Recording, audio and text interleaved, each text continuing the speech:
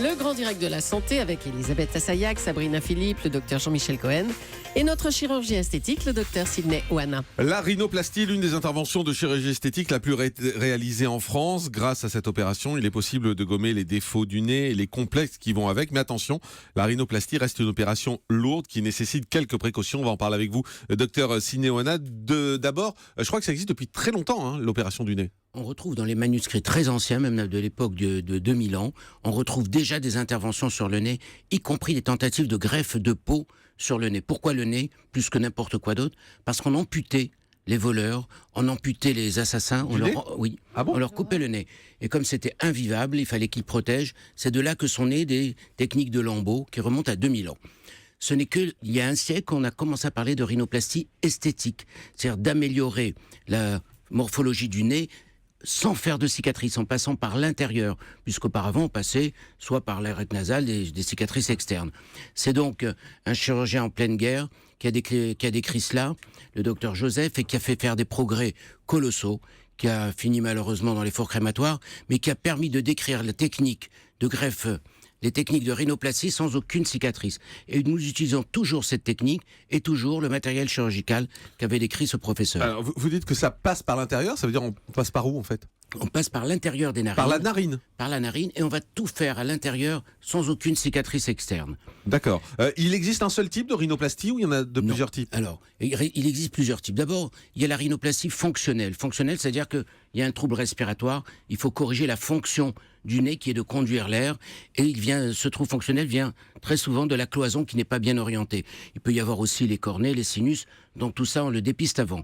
Et il y a la rhinoplastie esthétique qui est très demandée, 15 000 opérations par an en France, parce que le nez est en plein milieu du visage, et qu'il y a différents types de déformations, un nez bossu, un nez large, un nez épaté, des narines très larges, et que tout cela peut gêner sur le plan esthétique et sur le plan psychologique des hommes comme des femmes, d'où cette demande qui augmente de plus en plus. Mais docteur Oana, c'est compliqué de savoir ce que c'est qu'un beau nez, parce qu'il y a des gens qui trouvent qu'ils ont le nez trop gros, quand vous les voyez, vous dites bah non, ça te va bien, ça va avec ton visage. Comment on définit finalement ce qu'est un nez qui vous va bien, ce qu'est un beau nez?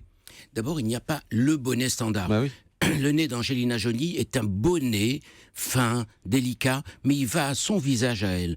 On peut d'ailleurs pas faire la même chose à tout le monde. Mais c'est ça, quelqu'un qui vient vous voir avec le nez d'Angelina Jolie en vous disant je veux un nez comme ça, vaut mieux le diriger vers la sortie directement. Non, parce que ça c'est un fantasme de projection sur un autre nez, sur une autre image, c'est un malaise personnel. D'abord, on n'est pas capable de tout faire parce que l'épaisseur de la peau fait qu'on ne peut pas rétracter la peau. Puisqu'on ne peut pas diminuer la peau, il n'y a pas de cicatrice.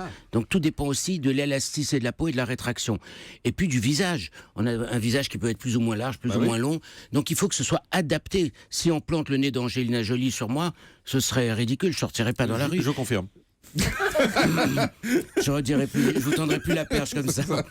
Donc il faut l'adapter au visage. Et un instrument merveilleux nous permet de faire cela maintenant, c'est la simulation sur ordinateur. On prend en photo le patient, face, profil, 3/4, narine, etc. Et on fait la simulation, et donc voilà ce qu'on est capable de faire.